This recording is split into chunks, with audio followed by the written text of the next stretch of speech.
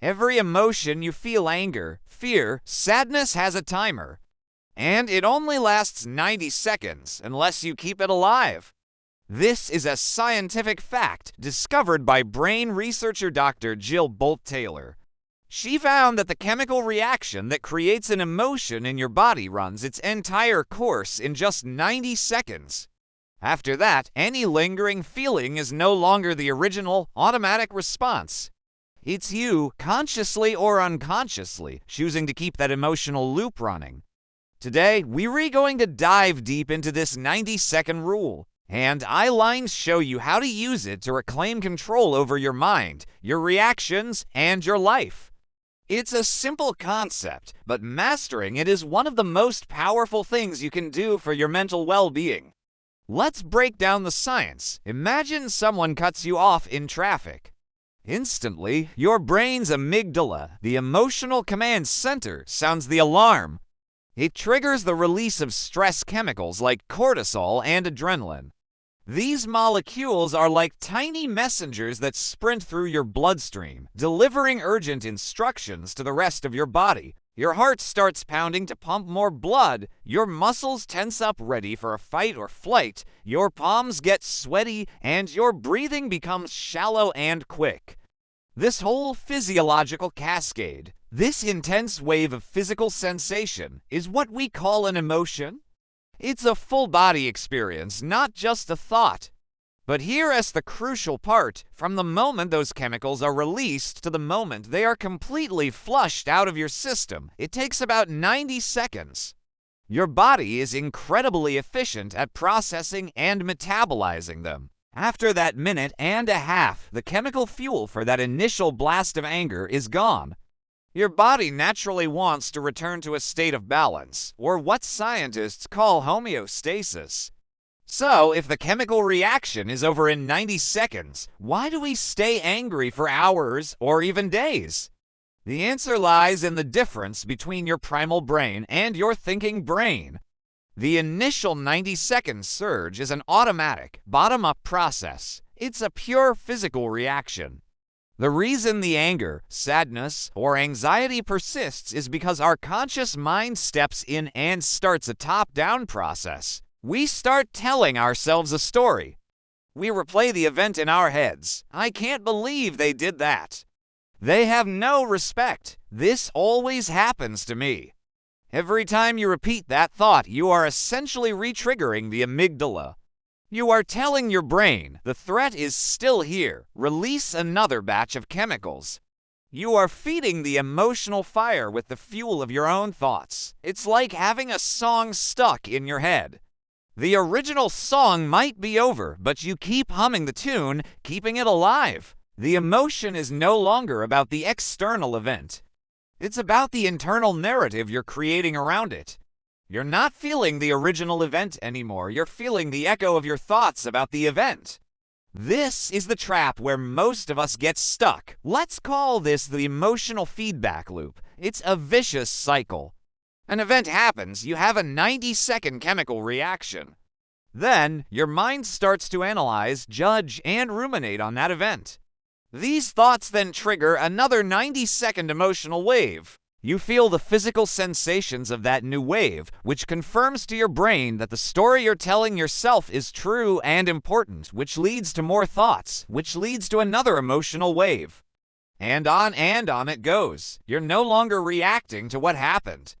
You're reacting to your reaction. This is how a minor frustration in the morning can spiral and ruin your entire day. It's not the initial trigger that has the power. It's the story we tell ourselves afterward.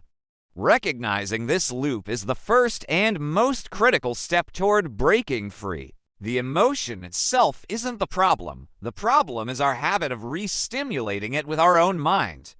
So, how do we use this knowledge to our advantage?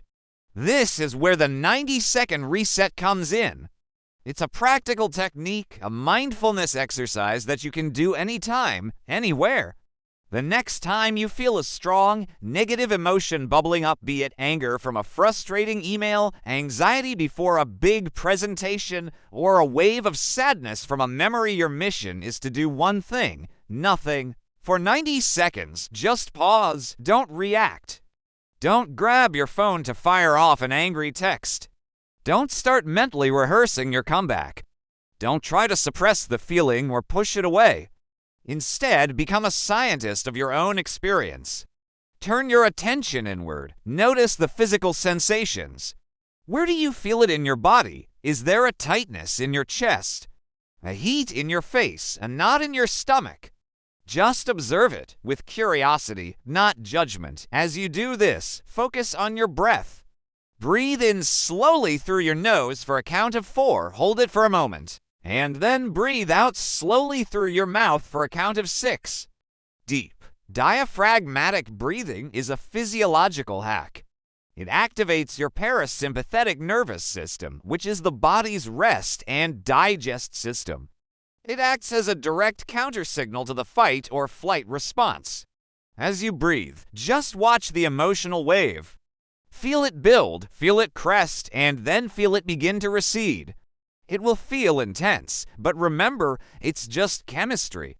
It's temporary. You are not the wave, you are the ocean. You are the vast, calm awareness that is watching the wave pass. Ride it out for those 90 seconds. You might even want to set a timer on your phone. Just watch it, breathe through it, and let it go. What happens after those 90 seconds? Something remarkable. Once the chemical storm has passed, your prefrontal cortex, the logical, rational, problem-solving part of your brain, comes back online. When you're in the grip of a strong emotion, the amygdala essentially hijacks your brain, and your ability to think clearly is severely diminished.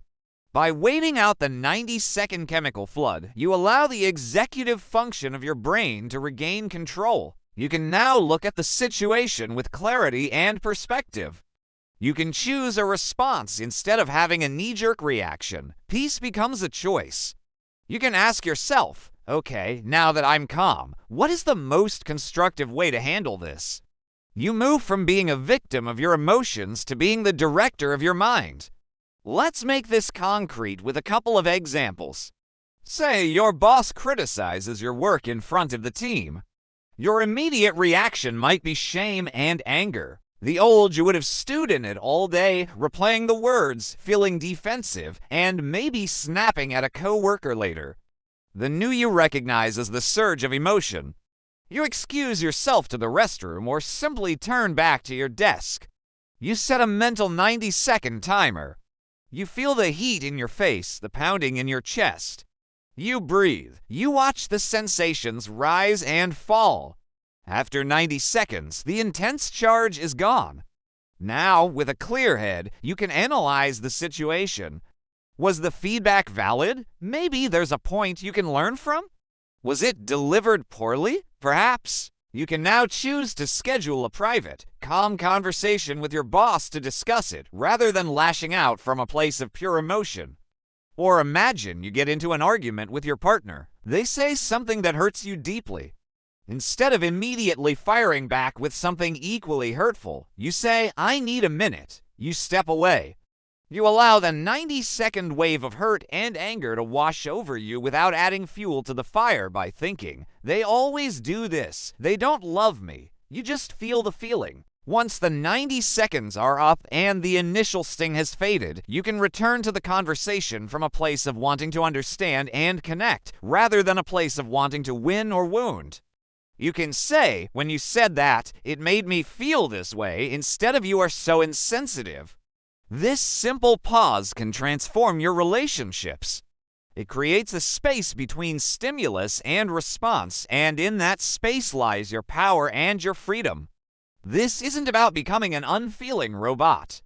Emotions are a vital part of the human experience. They are data. They tell us what's important to us, what we value, and where our boundaries are. The goal of the 90-second rule isn't to eliminate emotions, but to stop being controlled by them. It's about developing a healthy relationship with your inner world.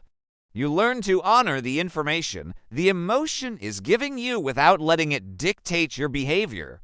You are not your anger. You are not your fear.